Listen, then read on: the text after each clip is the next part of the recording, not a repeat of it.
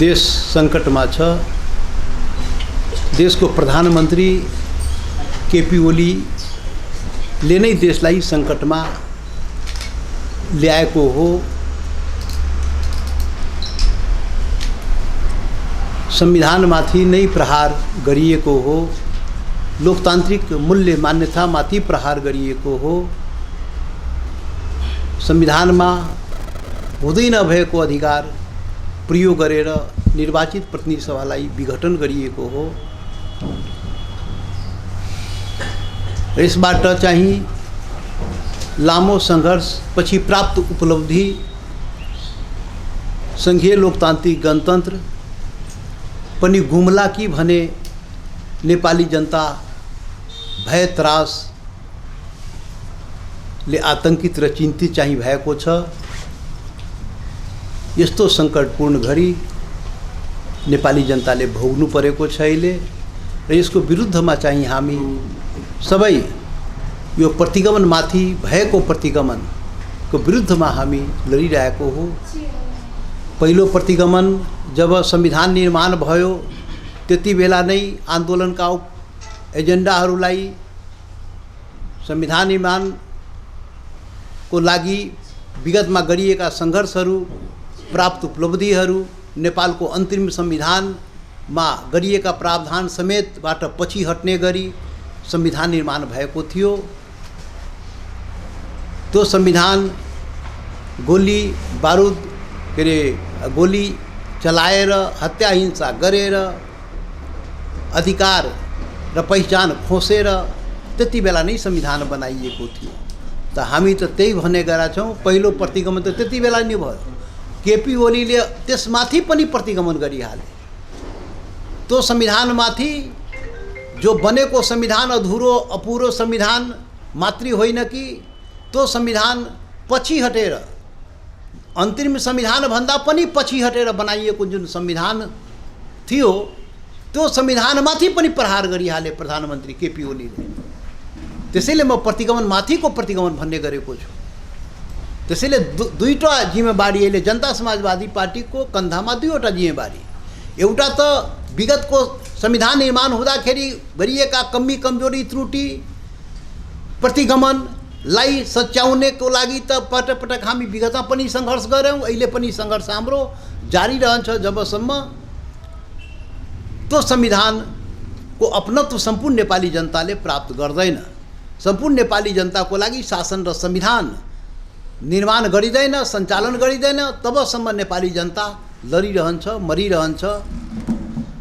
र त्यसमा थप चाहिँ अर्को चाहिँ प्रतिगमन यो केपी ओलीले संविधानमाथि कु गरेर अर्को प्रतिगमन गरेकोले अहिले चाहिँ यो प्रतिगमनको विरुद्धमा पनि हामी लड्नु परेको छ।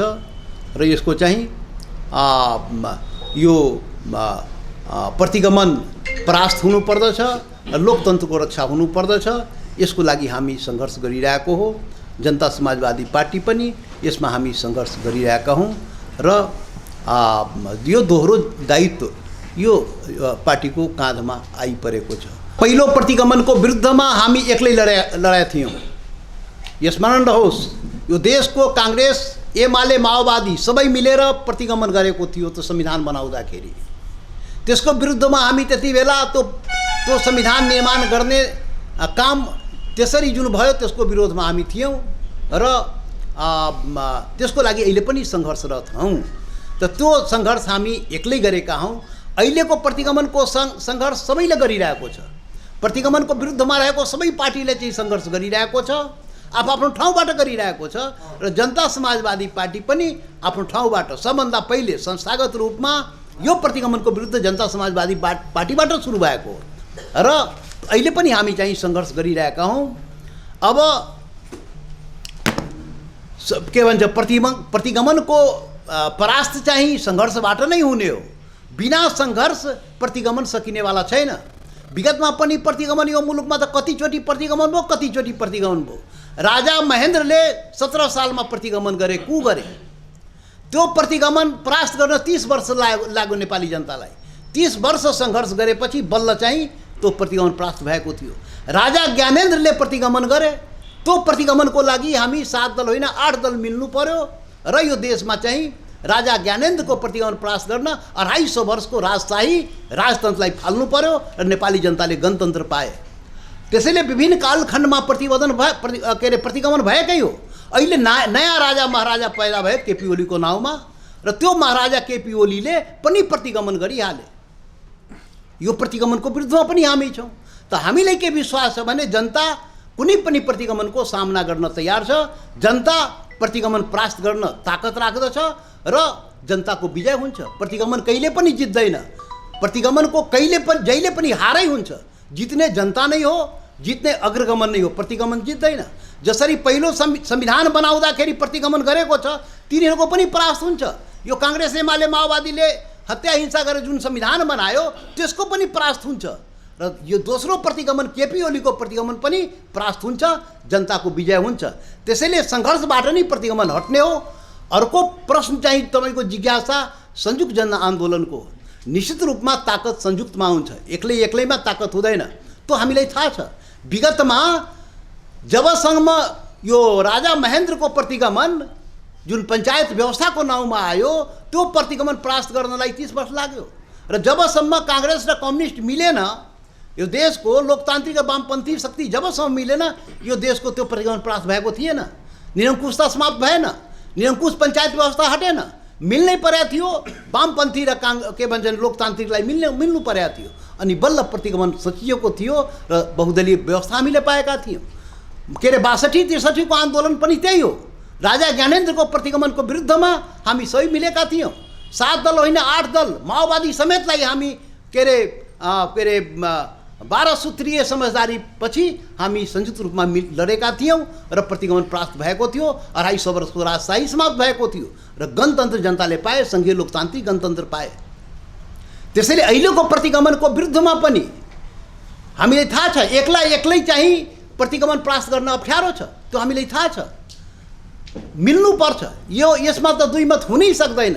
संयुक्त आन्दोलन आवश्यकता हो, तर संयुक्त आन्दोलनभन्दा पहिले संयुक्त एजेन्डा बन्नुपर्छ। त्यो हाम्रो मान्यता हो। संयुक्त आन्दोलनको लागि संयुक्त एजेन्डा बनाउनु पर्यो र संयुक्त एजेन्डा बनाएर संयुक्त आन्दोलन गर्नु पर्यो। अहिलेसम्म एउटा संयुक्त एजेन्डा तयार नभएकोले संयुक्त आन्दोलन भएन। अर्को यो देशको प्रमुख प्रतिपक्ष नेपाली काङ्ग्रेस जबसम्म संयुक्त आन्दोलनको लागि तयार हुँदैन तबसम्म संयुक्त आन्दोलन हुन सक्दैन। त्यसैले नेपाली काङ्ग्रेस संयुक्त आन्दोलनको लागि तयार नभएसम्म र यो संयुक्त आन्दोलनको लागि एजेन्डा पनि संयुक्त रूपमा तयार नभएसम्म संयुक्त आन्दोलन प्रारम्भ गर्न कठिनाइ भइरहेको छ। तर यसको लागि प्रयास जारी छ। जुन बेला संयुक्त एजेन्डा यो संयुक्त एजेन्डा भनेको के हाम्रो तर्फबाट हामीले के भन्यो भने त्यो संविधानमा गरेको तिमीहरूले त्रुटि यो संयुक्त आन्दोलनका पक्षहरू नेपाली काङ्ग्रेस र त्यो चाहिँ कम्युनिस्ट पार्टी। अहिले त कुन कम्युनिस्ट पार्टी भन्न पनि अप्ठ्यारो। एउटै कम्युनिस्ट पार्टी, प्रतिगमन गर्ने पनि कम्युनिस्ट पार्टी, प्रतिगमनको विरुद्ध लड्ने पनि कम्युनिस्ट पार्टी। कस्तो देश यो? कस्तो हाम्रो मतलब यो कम्युनिस्ट पार्टी हो? त्यो चाहिँ यो प्रतिगमनको विरुद्धमा लड्नेले चाहिँ त्यो विगतमा गरेको संवैधानिक त्रुटि आधी गिलास खाली जुन डाक्टर बाबुराम भट्टराईले भन्नुभएको थियो त्यो आधी गिलास भर्ने कहिले हो? त्यो सम्झौता गर्नु पर्यो नि, एजेन्डा बनाउनु पर्यो।